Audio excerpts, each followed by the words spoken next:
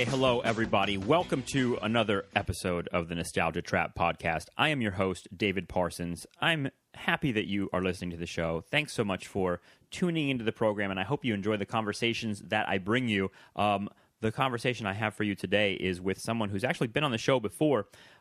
His name is Will Menaker. And when I had him on before, it was prior to him becoming a major international superstar in the podcast world with the Chapo Trap House show, which I know a lot of listeners to this show know that one. And I've had a few of the hosts of that show. I think Matt Christman and Felix Biederman already have been on the show, and I thought it was only fair for me to have Will weigh in on all of this stuff. Particularly, I wanted to find out kind of where he thinks the show might be headed in the age of Trump.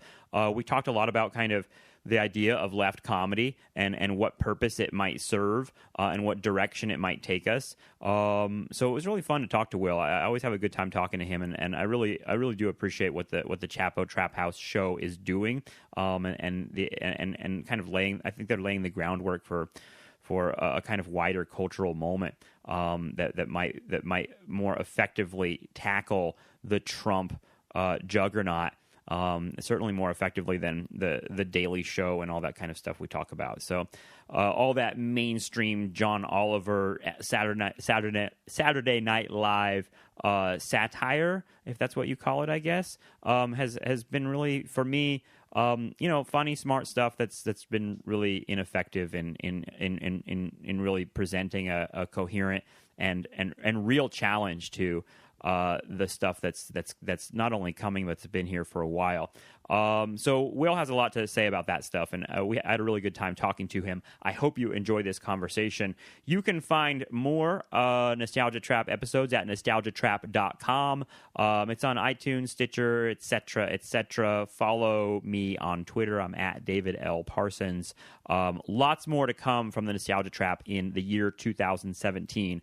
So stay tuned for all of that. I appreciate it. And as usual, if you have money and kindness in your heart, there is a PayPal donation link at the top of nostalgiatrap.com. If you want to throw me a few dollars, it does really help me to keep the show up and continuing. So thanks a lot for tuning in, and I hope you enjoy this conversation between me and one of the hosts of Chapo Trap House, Will Menaker.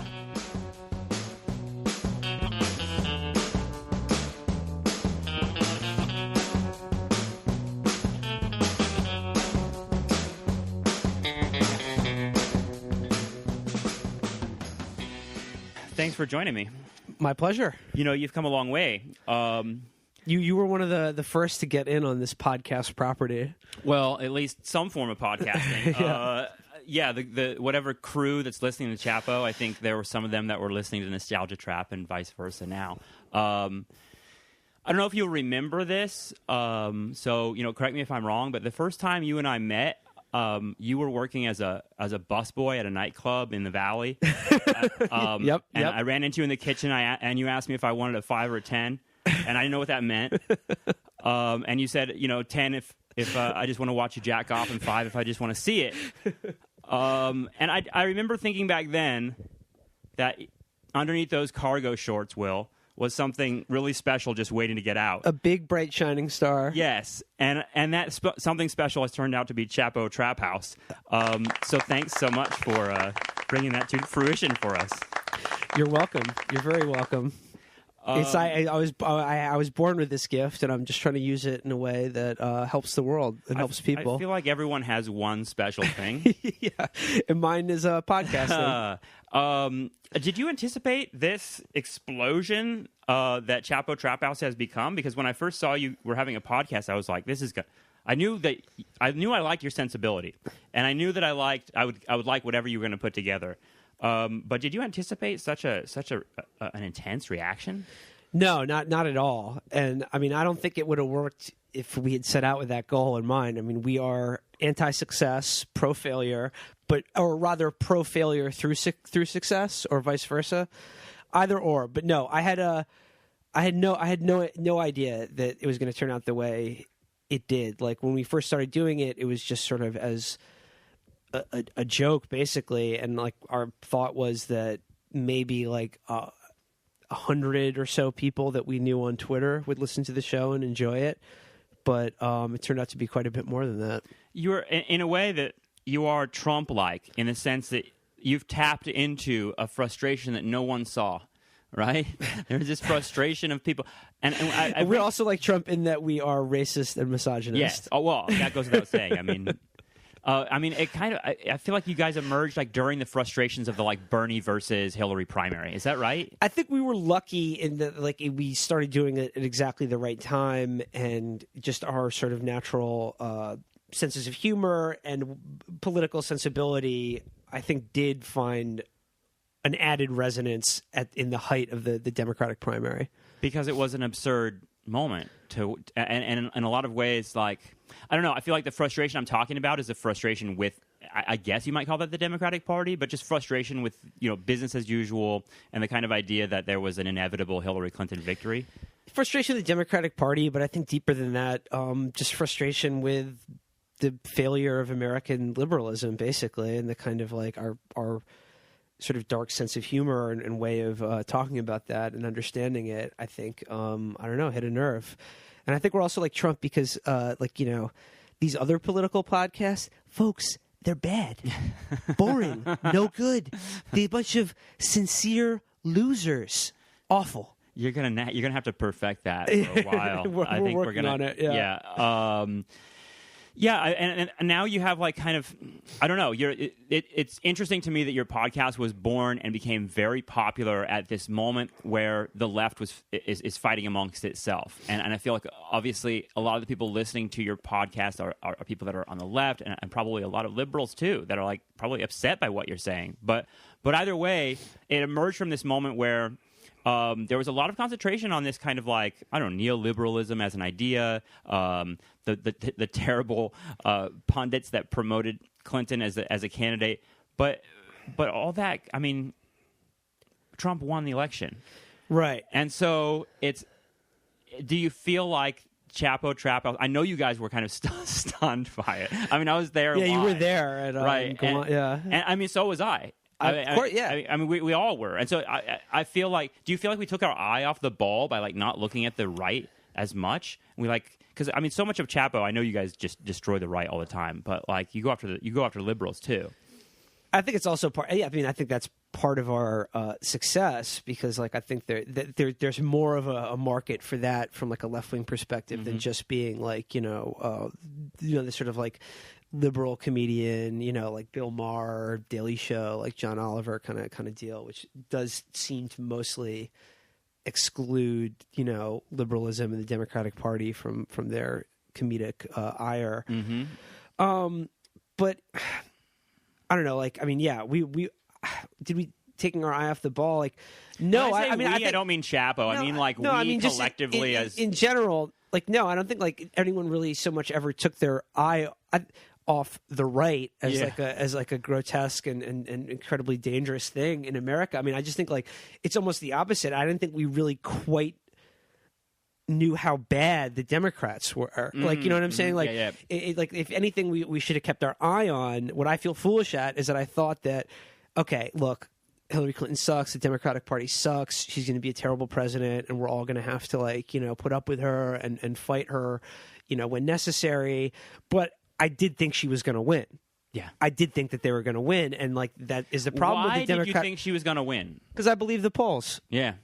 I believe the polls. The last election in 2012 was pretty close up into the end, but Obama had a steady 2 to 3 point lead in all of the polls going up to election day, and it played out exactly as the models said it would. It was a very easy election night, and I don't know why. I mean, but you guys are so anti-poll at the same time. You know what I mean? I feel like there's like a kind of like, that's true, in the sense of like you guys are really positioning yourself against the like Nate Silver,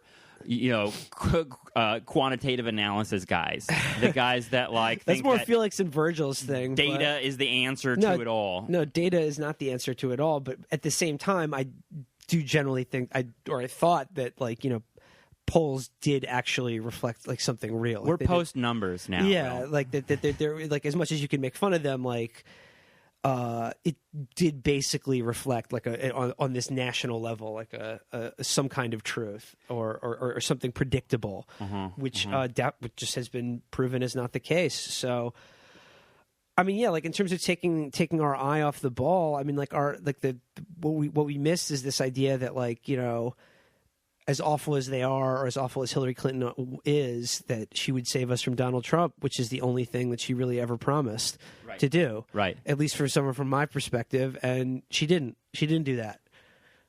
She lost. Yeah. Like, they lost. They lost everything.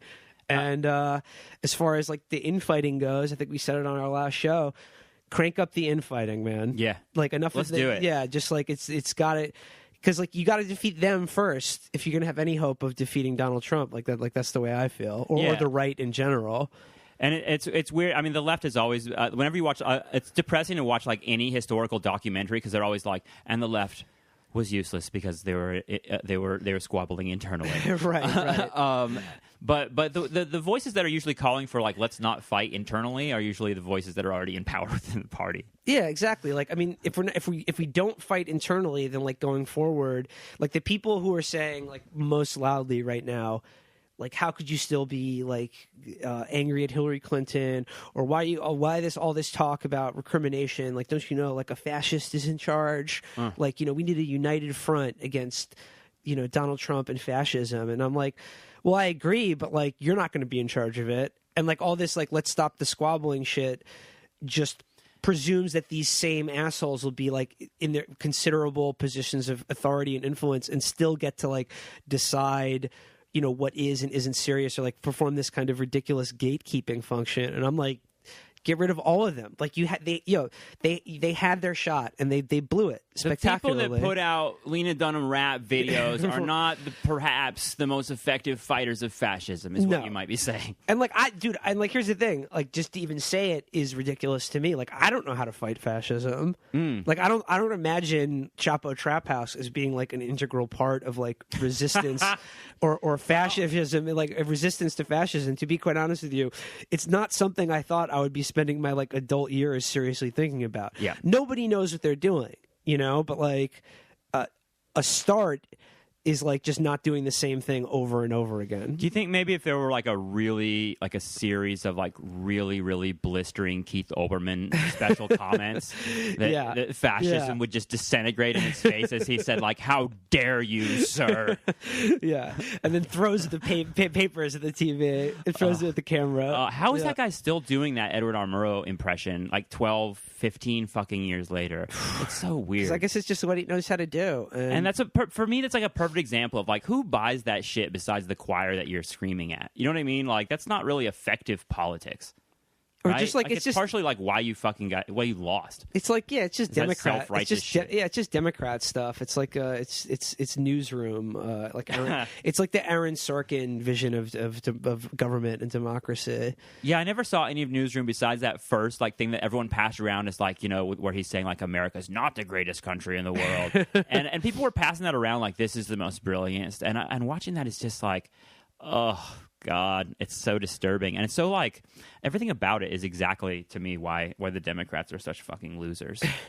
Yeah, no, because they think they're so smart, you know. And if you, like, the problem with Sorkin's writing is that, like, every character is just, like, an excuse for him to demonstrate how smart he is, and it's just like, we're the stupid people. You know, but it's also the narrative. Most people are stupid. Is American exceptionalism of, like, it's a Michael Moore, like, there was a golden moment in the 50s and 60s where we all took care of each other, and wages were high, and all that went away because of mean Republicans. I mean, that's their vision of history, and it's just fucked up. It's not right. I mean, do you think when I say eye off the ball, I mean, 8 years of Barack Obama kind of, I think, gave Democrats and people on the, like, the liberal side a kind of feeling like this is the end of history for us. Almost like they had their Francis own kind of Fukuyama moment. Right. Well, yeah, I mean, I remember in 2008, you know, Obama came into office as probably the biggest actual mandate of any president in our lifetime. You know, he had a Democratic Congress and Senate, and, you know, what in modern terms is a landslide against John McCain, and it was like a moment that everyone got swept up in, and that was easy to imagine that, like, the Republicans and, like, the right were, like, as dead as, like, the Whigs of yesteryear.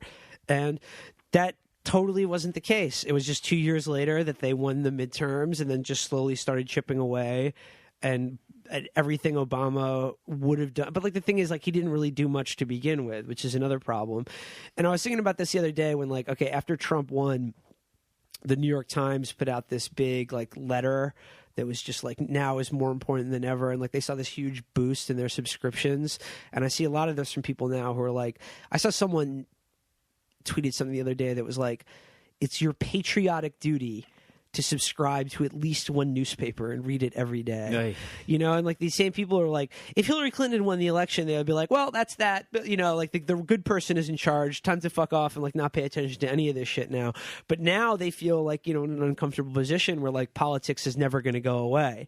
Like the constant refrain, you know, in New York City among everyone was like, oh, I just can't wait till the election is over, because everybody assumed Hillary would win. Yeah, right. And now the election is never over. It's never going to go away. No. Like, we're just going to live in it now probably until we die. Like, But we have on the subway walls, there's like Post-it notes all over the place, dude. Are you missing that? wow. Oh, right. At Union Square, right.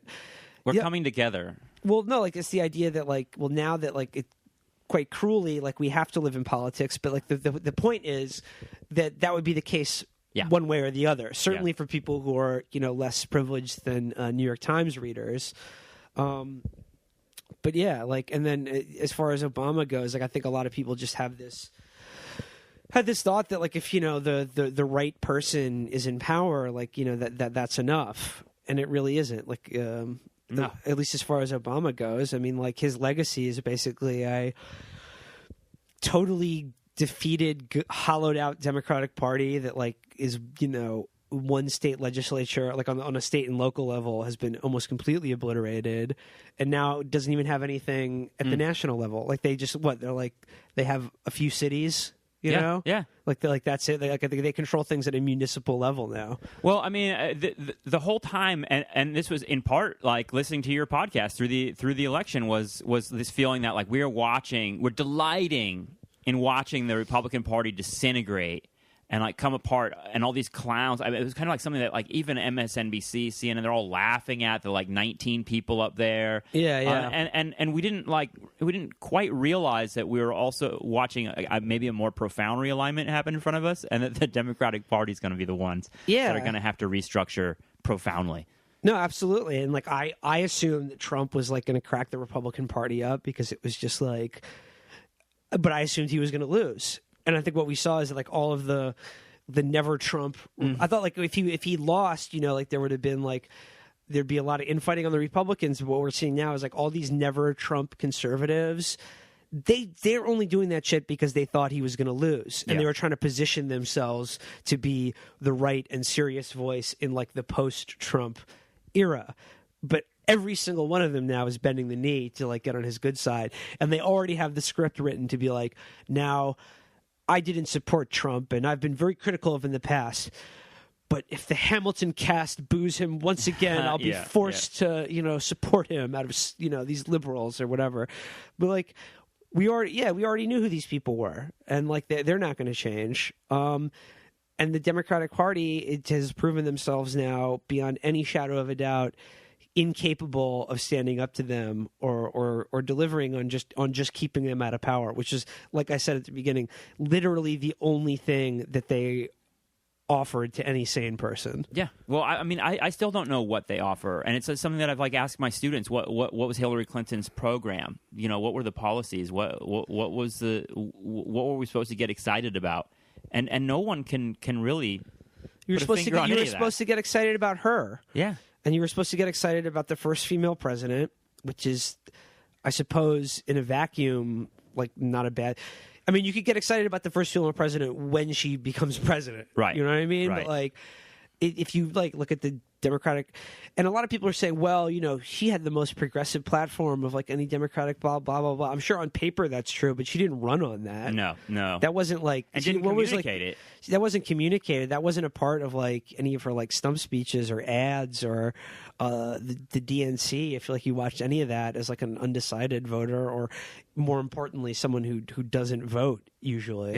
Yeah. I mean, so I mean, during the height of the primaries, at some point, she had her slogan like "I'm with her," and I heard like a group, big group of Bernie supporters that somewhere was like chanting "He's with us" as their kind of like rejoinder to that. And I thought that I that's another moment where I should have kind of understood a little something of what was going on. There was like, people get this. And do you feel like a lot of Bernie voters, people that were possible Bernie voters, voted for Trump?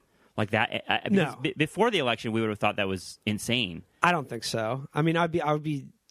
It was an anti-establishment election in some. It was an anti-establishment election, but I find it hard to believe that there was some like big mass of people who voted for Bernie in the primaries that ended up voting for Trump in the general. Like that doesn't seem.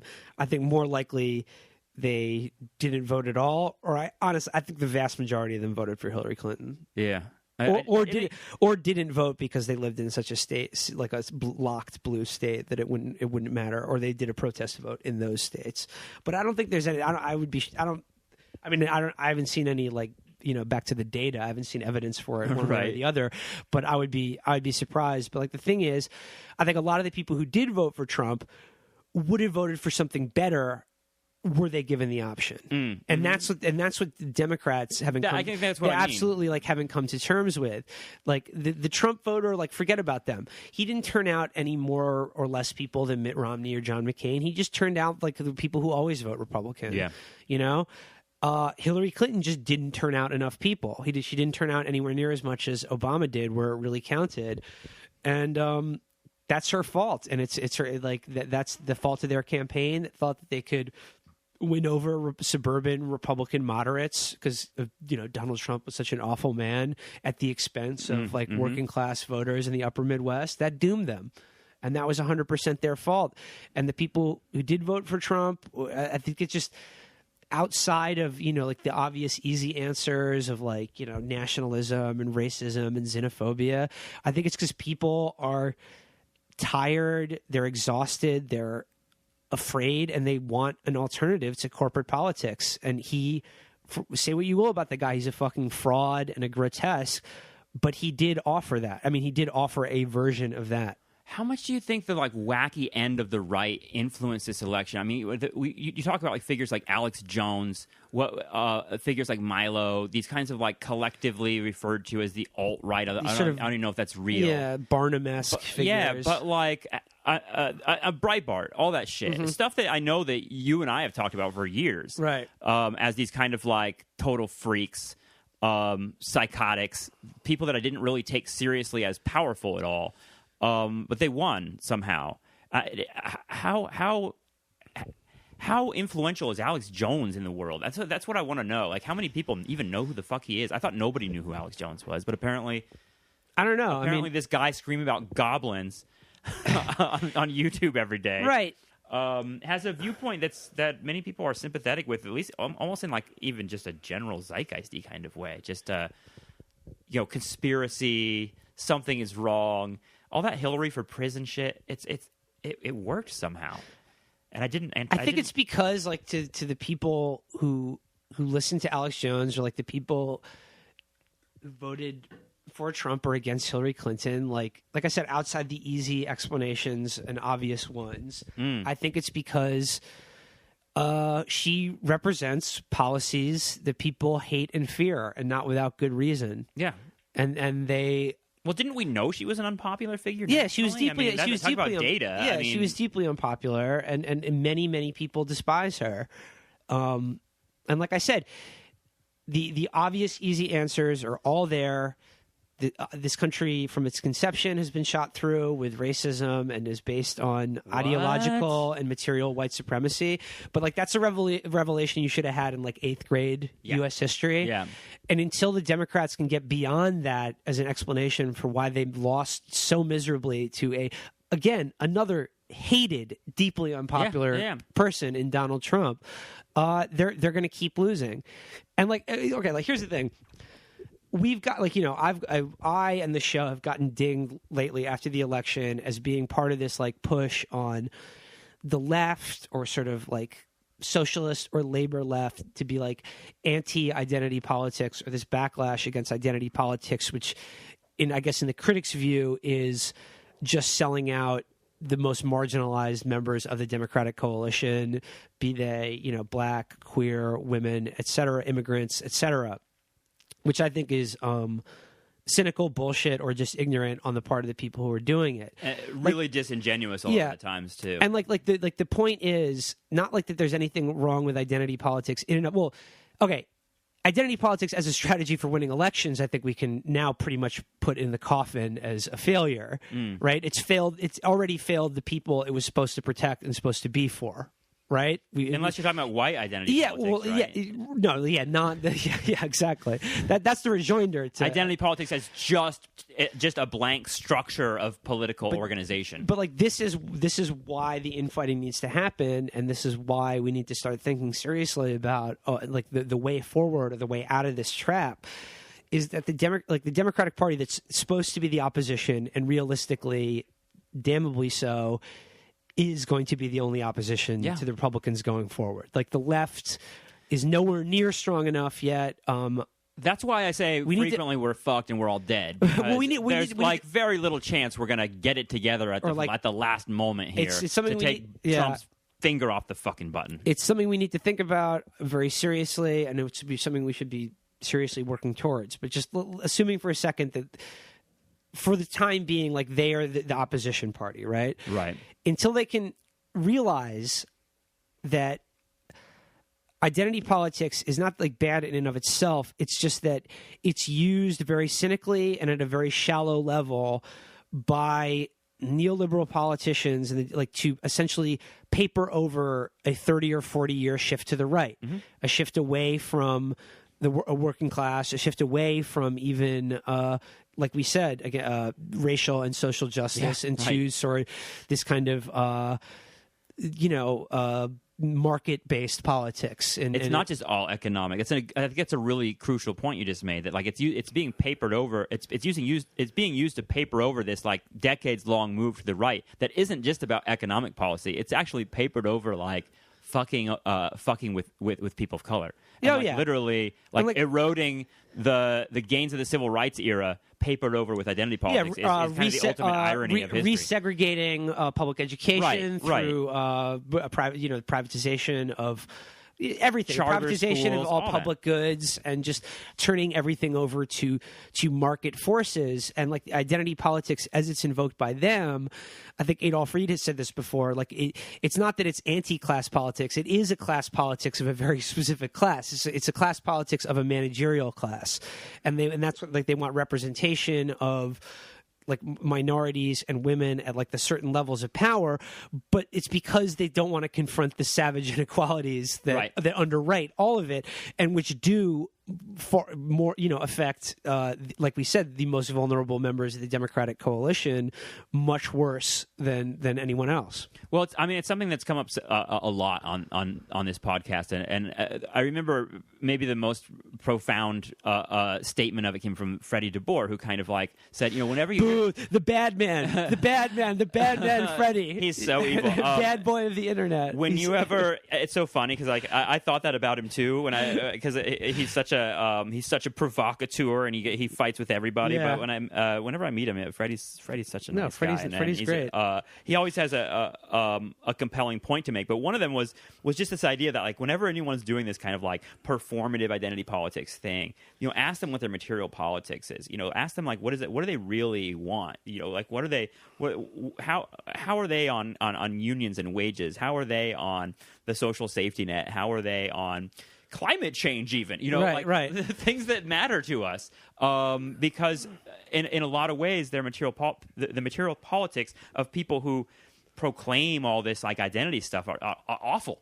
They're awful elite shit politics. Yeah, they're terrible. And what also so maddening, going back to the Democratic primary, was this whole knock on Bernie, that he was somehow giving short shrift to these these what are, I guess, identity politics issues, if you even want to call them that. his record on all of that shit was like 10 times better than Hillary Clinton's, whether it be civil rights, criminal justice reform, even abortion and gay marriage, and all of these like social cultural issues. Bernie had a longer and far better record than Hillary Clinton. Who was significantly to his right on all of those things. Well, that's what was so frustrating, I think, about the primary, and that's why it was. I was happy to have a voice like you guys, like cutting through some of that bullshit, because I mean, it's like, I don't want to be the guy that's like, well, Bernie marched with Martin Luther King Jr. But I will say that in a primary between Bernie and Hillary, it is kind of important to note that he was, active in the civil rights movement, on the side of the civil rights movement. At the same moment, Hillary Clinton was proclaiming herself a Goldwater girl. Who, for people that don't know American history, Barry Goldwater ran for president almost entirely on a platform of anti-civil rights and pro-segregation. So it's like, it's not just that like both of them were active in civil rights and Bernie was just a little bit more or something. They were on opposite sides of that. She was on the side of white supremacy. All of like the Hillary partisans who, again, I think very cynically and for their own purposes, decided to make this primary into this like boys versus girls competition or a white men versus everyone else competition. They would have had like a point if the Democrats, not like if it had come down between someone like Hillary and like Jim Webb, who's like a populist in some ways, but basically a caveman in every other. Like if he had gotten some noise. He actually looks like the caveman from the Geico ads, if you remember the He's first. He's got a very prominent forehead Right. and eyebrow ridge. But that wasn't the case. It became down between Hillary Clinton and someone who was on every single issue to the left of her. Yeah. And the people defending Hillary and attacking him kept having to say over and over again, now I am also more to the left of Hillary Clinton, but the only way they could come up with the fact that they're endless boosting for her was electability. Was electability or these. What do you think, the country's going to go for a Jew? Yeah, well, that's funny. That didn't come up during the primary. But now it certainly does. In the primary, he was just another old white man of the establishment, and now after the election, he's like fucking the Fiddler on the Roof, apparently. And it's like, okay, here's another. Who buys that argument? Barack Obama got elected twice. His middle name is Hussein. Yeah. And he's also a Muslim Kenyan gay prostitute from Indonesia. Is he really? I didn't know the prostitute angle. Yeah, that's actually one of my favorite right wing conspiracies of the Obama era. Is that it was like that Frank Marshall Davis is his real father, that he's a communist, and he was also a gay prostitute in high school. That's what I love about the right. If we can, that's what I'll love. There's some guy who wrote a whole like book or got purchase on like the right wing internet for a while that like. He had turned tricks with Obama and like sucked his dick in the back of a limo or something like that. And the sexual pathologies of the right and the kind of like fantasy projection. That's one of my favorite hallmarks of the right. And they also think that Michelle Obama is a man. Yes, and that the Obama daughters have been kidnapped from some family. Well, I remember the 90s. I mean, the 90s were filled with like all sorts of shit about like Hillary Clinton and S&M gear and like these kind of rumors that they were running like Eyes Wide Shut orgies. Dude, inside the Pizzagate White now, House. dude, it's all coming back. It's all true. It's all true. It's all true. But my dream for Obama is that like when he leaves the White House, you go to Marine One. Yes. You salute, you say goodbye. With a latte in your hand. It takes off from the White House lawn. Like, I would just like him to go to Marine One and just be like, address the nation and be like, America, let me be clear. I am now, and I've always been, a gay prostitute. I love doing it. It's not about the money. It's about the lifestyle. And then just getting on Marine One, and just there's a John in there. And he just, like, as it takes off, he's just sucking him off. And he would couch that in kind of like a whole, like, narrative of America. And that, like, in the killing fields of Cambodia. Okay, so... I wanted to know, like, I guess I want to know. By the way, yeah, that was me blowing whatever cred I just built up over the first 20 minutes of this interview. What cred are you talking about? You have for all the people who thought like, oh, maybe he's not an awful racist nihilist. I mean, you can't fight. Whenever you're like, okay, whenever you show up like Michael Richards did on like, and say like, I'm not a racist. I'm just not. Like that never works. No. So it's better to just let them believe whatever they're going to believe. Yeah. I mean, you guys scare the shit out of me in the sense of like, because I want to talk that way often in public, but I'm scared because there are people out there, as you know, that basically make a living off of playing this gotcha game of like, you said this, you said that. I mean, in a lot of ways, it's like this kind of like PC thing. I hate like Bill Maher's like thinks that like the PC left like lost the election for the Democrats. I hate that, but I do. That's also stupid. He also thinks it's the reason every one of his jokes bombs during a monologue. He's also a fucking Zionist piece of shit. So. Yeah, Bill Maher sucks ass. Fuck him.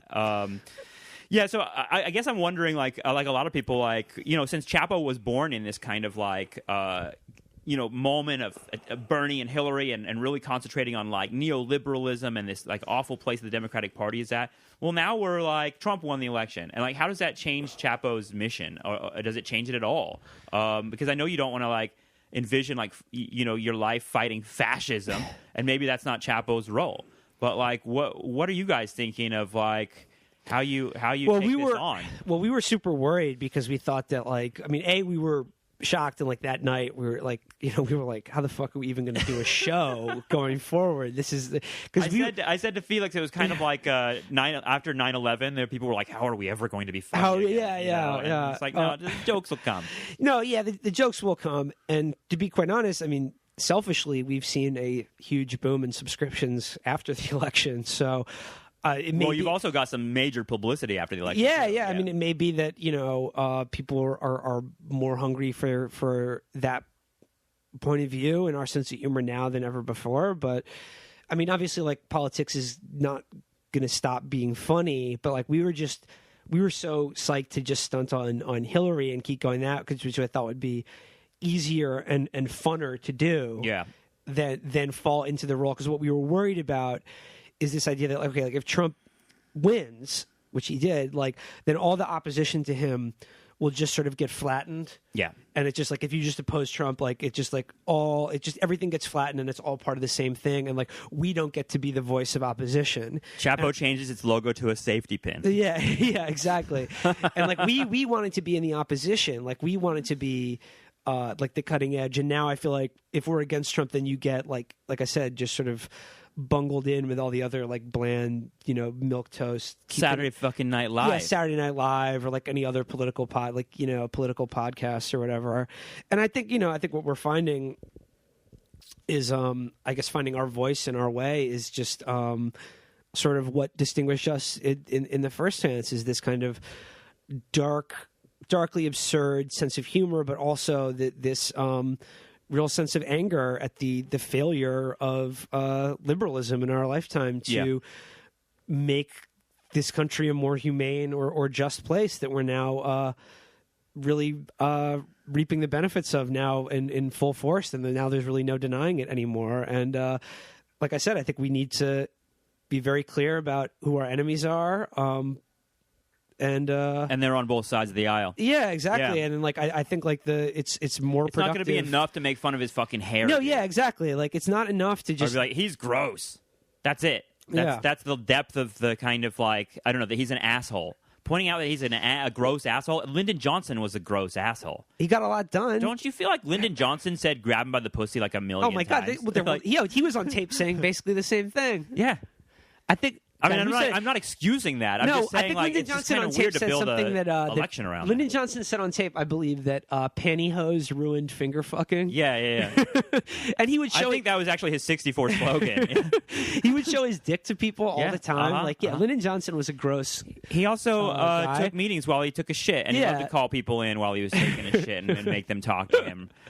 Yeah, and he was one of those guys that actually his dick kind of fell out of the toilet. Like he had to. No, like it would get wet. You have to like hold it on the side.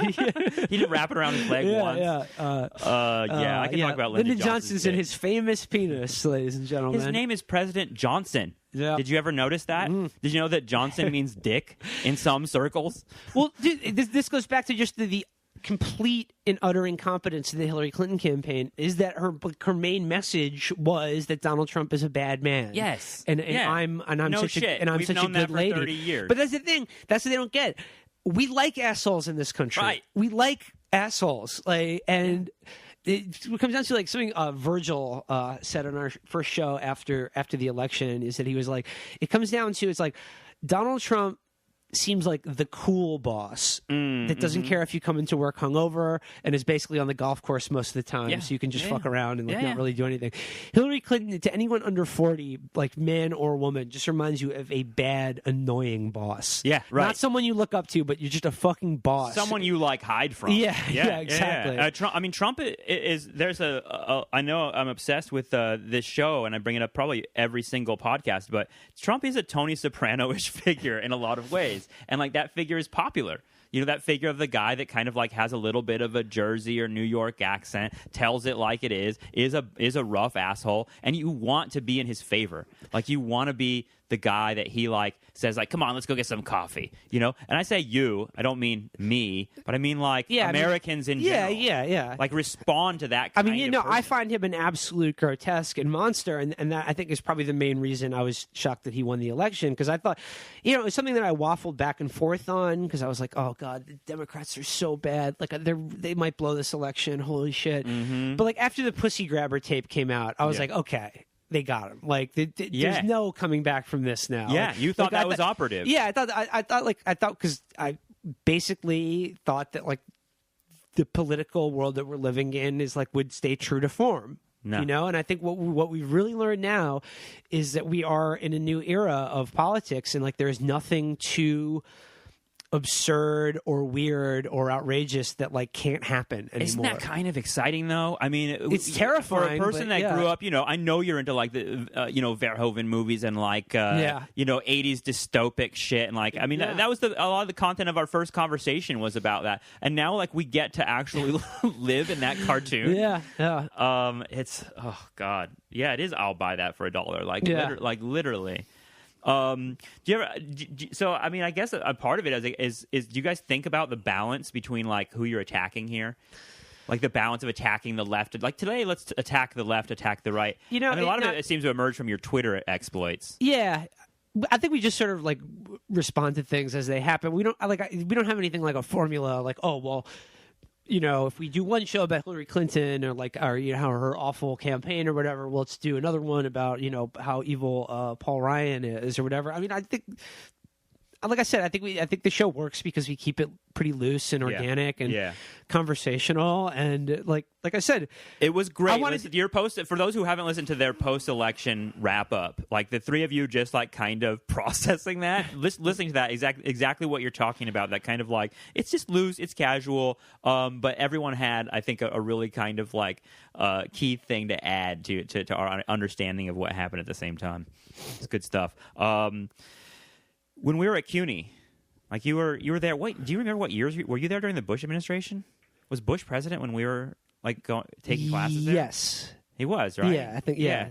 I mean, are there lessons that you think about in terms of like, all right, because for me, like I can't go through. I went through 8 years of Bush. I was probably on Facebook the entire 8 years. Probably like posting statuses about like, oh, here come the Republicans doing some asshole thing again. I just can't do that anymore. No. You know, and it feels like.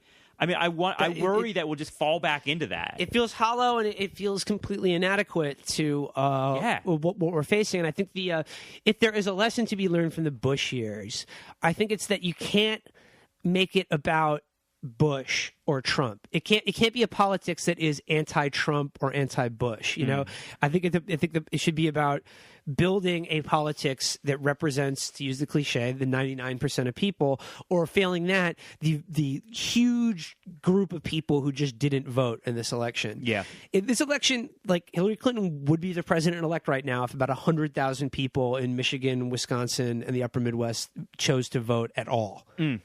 And voted for her, right? Like if 100,000 people had gone the other way or voted at all in the upper Midwest, she would be president right now.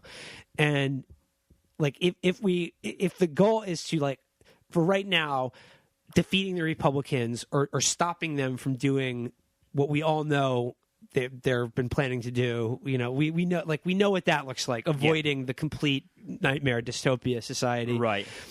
Then like it can't be a politics of like anti-Trump or even sort of like this easy lost that. Or even this kind of easy like anti-fascism like just as a rhetorical device. It needs to be like, I think we need to focus on offering a politics that meets people at the level of their most pressing concerns in their day-to-day life, which, I'm sorry, for most people are economic issues. Yeah.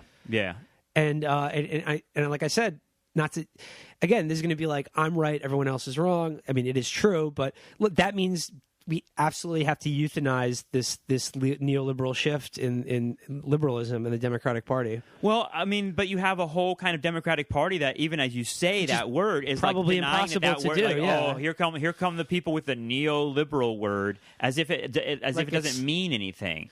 Like, for me, like, neoliberal describes exactly what you're describing, this kind of like rightward lurch of the Democratic Party and Democratic politics for the last 30 or 40 years. It means it's quite obvious there is something real to it. It means markets. Yeah. It means market-based politics. It means like, it means getting away from, it means dismantling like the New Deal, and it means dismantling like a politics of class-based solidarity and basically turning everything over to the private sector and finding, like apps and solutions and like just basically any excuse to just avoid the upward shift of wealth in this country. Yeah.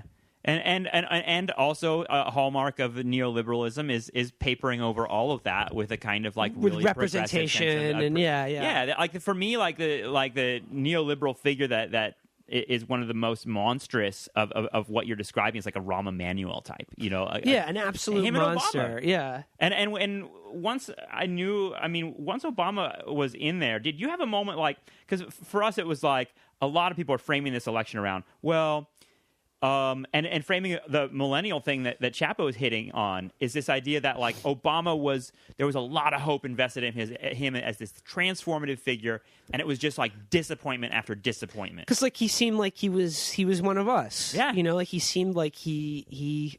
Does he seem like that way to you now? No, not really. I mean, he seems like a guy who. You want to have a beer with him? As much as I like, not really. I mean, like, in spite of myself, I don't like actually like despise him personally. I probably should. I know what you mean. Like, when the guy starts talking, I start weeping. But yet, like, oh, I'm not that far gone. Oh, but, I'm gone. Dude. I'm gone. Turn him in right now. You meant weeping to just like put him against the wall. Like, no. Like literally, I'm subjected to the same kind of like liberal affect shit that a lot of people are. That I'm sitting there and like, this guy's a fucking drone murdering cunt, and they put him on TV, and he's like, Americans have walked always under the path of freedom and love and democracy. And I start weeping because I'm like, this guy really gets it. And this guy gets what the American project is about. And like, I think that if I'm like as cynical a left person as can be, still like kind of falling prey to the kind of emotional buttons that Obama's really good at. I don't know. I mean, pressing. like, this is this to me is like is the hard thing, because I mean, I think like personal critique of him, I think, is quite savage. I mean, I think it's that he's a guy who's always cared more about sort of ingratiating himself to elites and power and powerful opinion than politics. I count Henry Kissinger as a friend. Yeah, that being said, I think we're about to find out that he may have been the best the American political system is capable of producing at that level. Which is terrifying. Yeah. Yeah, because I mean, I see him as a duplicitous figure in the same way as I see the Clintons, right? As this kind of like within the same path of neoliberalism. He was better at it in a lot of ways. He put like a nicer face on it. That's why I feel like betrayed in the sense of like he led a lot of Americans, including myself. I guess what people are referring to as this elite bubble, into thinking that this is what politics is now. The white guy in the business suit and from the 80s is dead. That politics is over, and we're like multiracial 21st century families moving together towards gay marriage and a kind of like, I don't know, some sort of like liberal caliphate. But like that isn't what was going on at all. It isn't what was going on at all, because like I don't think they were really interested in achieving that. I think the Democrats they're managers of the status quo, and they're managers of capitalism and empire, basically, and they're not interested in anything different than that. Yeah.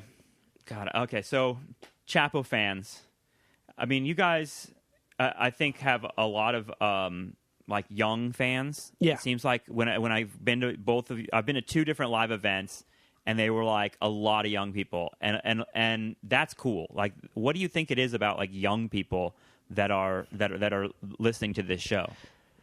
I mean, I think it's the sense of absurdity and kind of like alienation from the assumptions of like what we thought growing up were going to be laid out for us, and like how it would turn out, or like a belief in liberalism or growing up that way. At least speaking for myself, or just like the realization that like that's not enough. Yeah, or like that it's a failure. The realization of that failure, and like the kind of disillusionment from the sort of like career success, like politics and things like that, to just like it's the idea that they're not going to get a middle class life. Yeah, like right? the constant sense of like that, like we're just like in like winnowing down like our expectations of what's possible for the future, both in our own lives and then politically. And again, this is what Democrats and liberals have been offering young people, is a managing downward of expectations rather than a raising of them. And say what you will about Bernie Sanders, but what made me most hopeful about him and the incredible support he got from young people in this country was that he was the only one, and he was able to do this, by the way, because he wasn't a Democrat, to quite explicitly demand a raising of expectations about what we can expect from politics, or what we should actually demand from politics in like the wealthiest country in the world. And and that's something that I think has been kind of brewing for a long time. And in a lot of ways, like the eight years of Obama, both did a little bit of that papering over of what was really going on, but also I don't know, kind of held people's expectations in place. I did get the feeling that nothing is ever going to change from these 8 years. And I think it's also that the show, at least in my opinion, is a comedy show. Yeah. Like my only real goal. I hope so. My only real goal for the show is to be funny and entertaining. That's, and I feel like that's not true. Well, I mean, we take politics seriously, and like once you get through it, I mean, that's how I think that's where it is. I mean, I think the humor of the show depends on a certain kind of superficial indecency. Yeah. That now our stupidest critics take as complete face value. What is it? I mean, I didn't read any of the critic stuff, but like, what was the stuff that hurt? Like, nothing. You had haters. Was there anything that you were like, oh god, that they really nailed me there? Or was it nothing mostly even just close? laughing in their faces? No, absolutely not a single thing landed in any way, shape, or form. And I'm not even saying that to like brag or whatever. And I do have to be careful. You are 3 white guys, though. Yeah, that is true. Fact. That's totally true. So I just want to point that out. That is a fact. Wait, you have a girl on the show now too. Yeah, Amber. Yeah, Amber Ellie Frost is now our official Chapo co-host, along with Virgil Texas. So wow, it's just getting big. You're gonna have like 80 people up there. We're expanding. We're expanding the roster. Amber and Virgil are going to sort of like going forward. They're going to sort of split the 4th mic position and sort of like trade off hosting duties, which has already been fantastic. I'm really excited about that going forward. But in terms of like criticism of the show that we've gotten post our sort of like New Yorker profile, and again, I feel like I sort of have to be careful here, because like one of the things that a lot of these people do, like a lot of the critics do, you'd be like, well, here's a show based on this idea that we're like dirtbag iconoclasts, and we don't give a fuck, and we're just like, vulgar assholes, or like we don't care about civility or whatever. And then they're like, oh, but when you criticize them, they're very thin-skinned. And it's like, we haven't responded to any of this shit. Like they're talking about people who are defending us online or insulting them. The fans of the quote unquote, vulgar podcast seem to have thin skin about criticism or whatever.